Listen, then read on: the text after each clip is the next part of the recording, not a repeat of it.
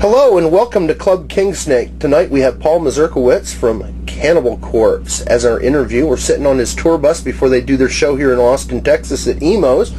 And of course we have our resident death metal specialist, Tom Stevens, who's going to ask the questions since he knows more about death metal than just about anybody I know. How are you tonight, Paul? I'm doing good.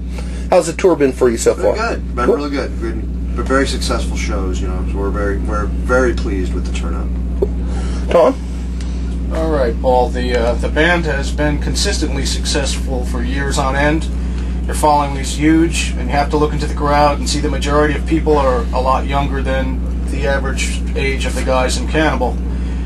Do you feel as if the band still has many years of playing this type of music, or are you looking ahead, wondering if there's something else you guys would be doing with your lives? I mean, we just take it every day as it comes, kind of a thing. I mean, who would have thought we would have been together 18 years, which is what we are this month, as a matter of fact. So, I mean, yeah, it's an amazing thing. Obviously, that's a good thing that there's younger fans, obviously, getting into the music. Of course, otherwise, you know what, it's just going to end up dying out. You know, you need that, obviously. So it's a great thing. But of course, it makes us feel like, well, yeah, we've been around 18 years. You know, you see kids that are out there that weren't even born maybe when the band started. Right. You know, it's a little strange, but. It's a great thing, and on our end, of course, we feel good as long as I think we feel that we're able to do this. Then why not? Of course, I mean, it's just like a dream come true. First off, playing music. I think for any musician, if you can make it and do what you want to do in life, kind of a thing, be it an artist or whatever, an actor, you're happy. So we're living our dream, and there's no end in sight. Just out of those reasons of we feel good, we're doing good. So it's kind of like, well, we'll just ride it out. I mean, who knows? It could end tomorrow. It could end in 10 years. It could end in another 20. Who knows? But I think the way I look at it is when it does finally come to an end, well, then I'll figure out what I need to do. I never looked ahead to the point of, well, yeah, all right, well, what's going to happen in 10 years or 5 years? Who knows? I mean, you just take it as it comes and, enjoy it while you can, I guess. So you don't see you guys retiring and launching a Vegas show anytime soon?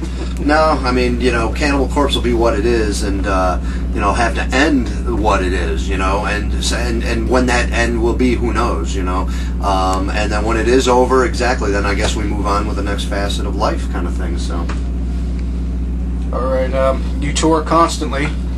Do you guys discuss your options as a band as far as touring goes, or do you have a management that arranges it for you? Well, I mean, we have a booking agent, but it's for the most part, it's us kind of working with the booking agents and, kind of figuring out a schedule. Obviously, we're not just told, well, here's what you're doing. Well, that's not the way it's going to work, Obviously, we're able to do what we want to do, kind of a thing, and we want to spread tours around and all this to, just to make them, to make us feel better. I mean, there's no way we could be out there nowadays for like a couple of months on end in a row because, the older we get, the harder it is in general. So I think it's good to spread them out and all that. So yeah, we really are first hands on, involved with pretty much everything. And of course, touring is key, and we're more involved, than maybe most, when it comes to that. Okay, I was going to say that actually the majority of bands that open for Cannibal are like just outstanding, excellent examples of black and death metal bands, when a lot of other bands have pretty much shitty openers, and it's a bummer for the fans that go see the show to only get an earful of the headliner, and the rest is just like it pretty much sucks to be there. Right.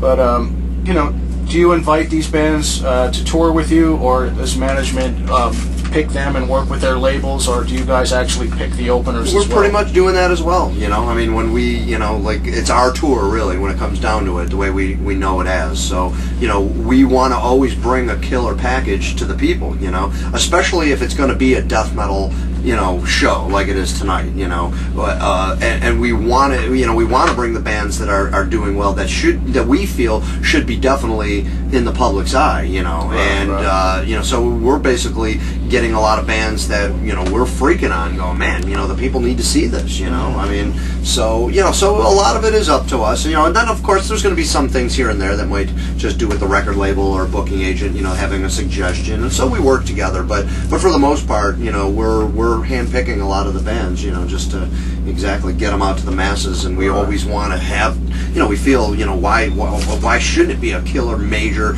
extravaganza coming to, a great package. You want to come and see all the bands, walk away being, wow, that was a great show. Well, sometimes the ticket price is a little bit steep, and your fans are going to go pay to see, whoever the headliner is, and then they bitch because the opening band suck. Tonight, the ticket price could be fucking $30, $40, and everybody would still say, that was worth every penny because every band on the tour was phenomenal. Probably, yeah. It's a good thing. Yeah. But do you think people are a little disillusioned when it comes to the lifestyle you live and the amount of money that comes after all the years of hard work?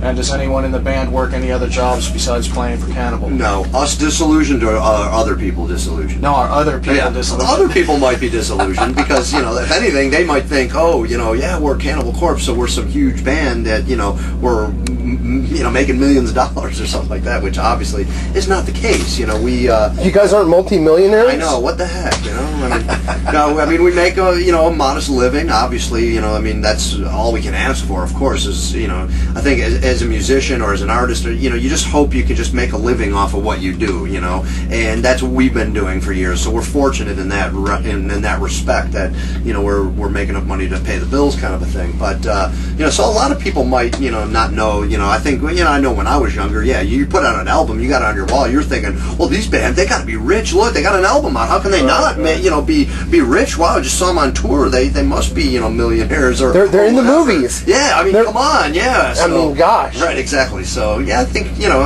that usually just comes with, I think kids not knowing really, not knowing what the situation may be. But well, they see you on the cover of every magazine. Of course, sure. Every time a band like Cannibal has a new release come out, Metal Maniacs and all the various bigger bands usually, do a feature on you. Of course. And then, it gives the impression, or even worse, that some of these magazines will have Iron Maiden, Judas Priest, Cannibal Corpse. Sure. And, you look at the different, even the record label, and as far as the